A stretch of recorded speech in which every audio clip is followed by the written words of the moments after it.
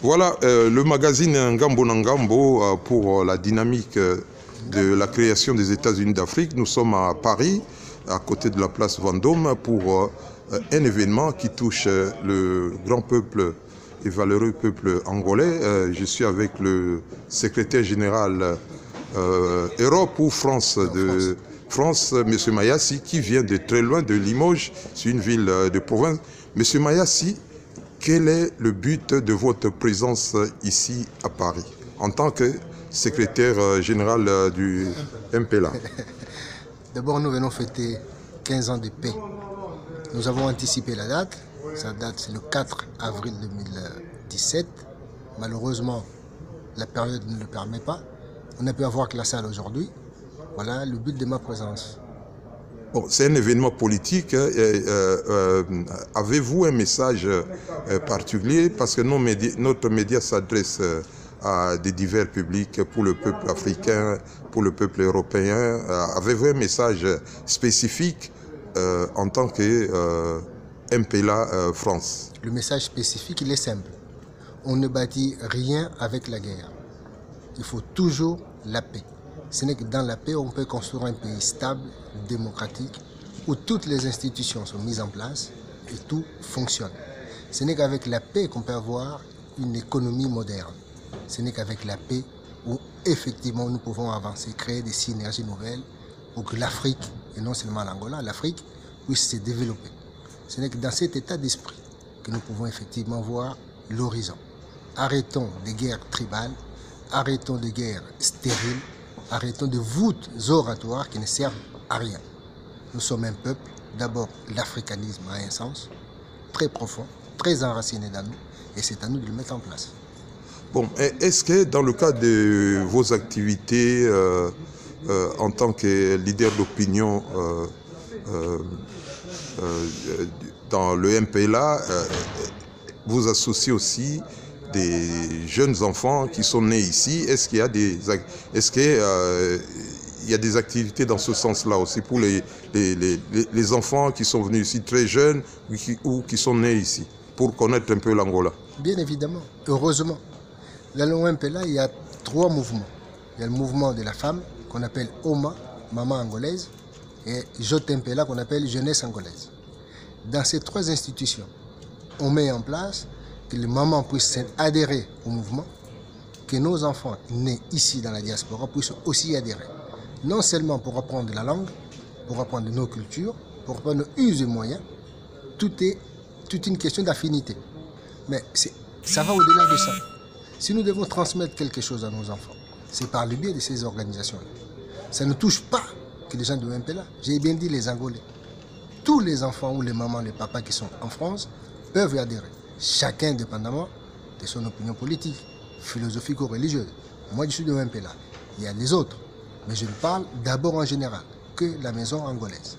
Bon, pour terminer, par rapport à cet événement qui se passe ici à Paris, qu'est-ce qu'ils vous ont dit, ceux qui n'ont pas pu venir, ceux qui habitent avec vous à Limoges?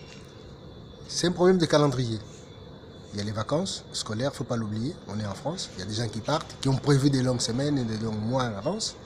Et il y en a d'autres, à mon avis, c'est encore tard. Parce qu'à Paris... le message qu'il faudrait faire passer ici pour ceux qui n'ont pas pu venir, ceux qui sont à Limoges. La prochaine fois, il faut venir. Le message que les gens de Limoges souhaiteraient faire passer ici, parce qu'il y a la présence de l'ambassadeur ou du ministre, et ils n'ont pas tout le temps ils n'ont pas souvent l'occasion de rencontrer des personnalités. Non, je parle de personnalités comme le ministre qui a annoncé ici.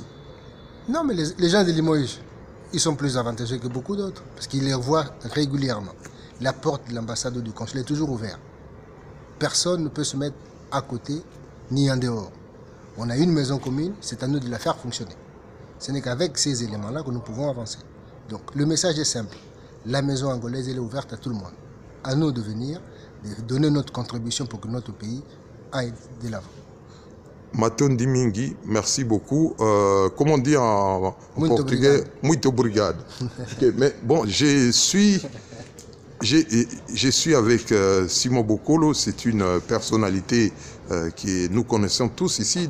Je parle des journalistes ivoiriens, congolais, libyens, tunisiens, algériens. Simon, avez-vous une démarche particulière par rapport à ce que vous présidez l'association, la fédération? Avez-vous une démarche particulière par rapport à cet événement qui se passe ici à Paris? Bon, la démarche, je pense qu'elle est unique pour tous les Angolais. La date du 4, c'est une date marquante dans l'histoire de l'Angola. Et la sagesse angolaise a fait en sorte que aujourd'hui nous ayons la paix. Mais quand il y a la paix, nous avons un devoir d'arroser cet arbre pour que chaque temps, cette paix persiste. Là où il y a la paix, il y a toujours des tentations pour ne pas avoir la paix, afin que d'autres personnes qui aimeraient profiter du système quand la paix n'est pas sur place, essayent d'en profiter. Mais comme un Angolais avait connu la guerre, avait connu tous les aléas de la guerre, ils ont déjà plein d'expérience dans ces domaines, de pouvoir avoir toujours cette eau pour arroser cet arbre afin que ça puisse toujours germer dans de meilleures conditions possibles pour l'unité de tous les Angolais. Mais que pensez-vous de l'apport de toutes les associations qui se regroupent au sein de votre confédération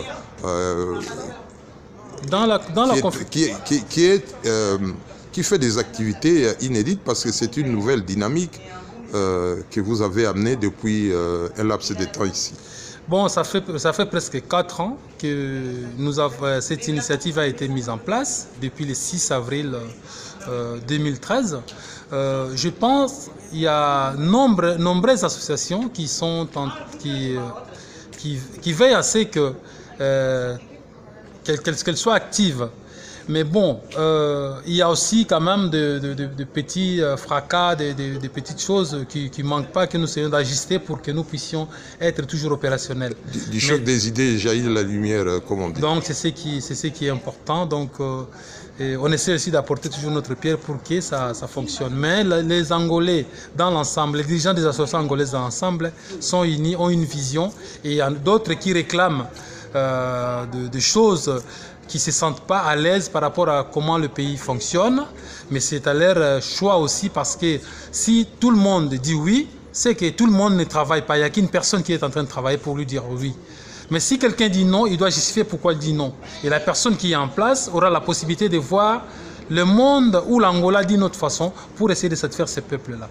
Bon, nous, dans notre ligne éditoriale du magazine Ngambo na Ngambo, nous avons toujours salué et contribué à faire la promotion de nos langues africaines, mais nous tenons aussi compte des réalités historiques.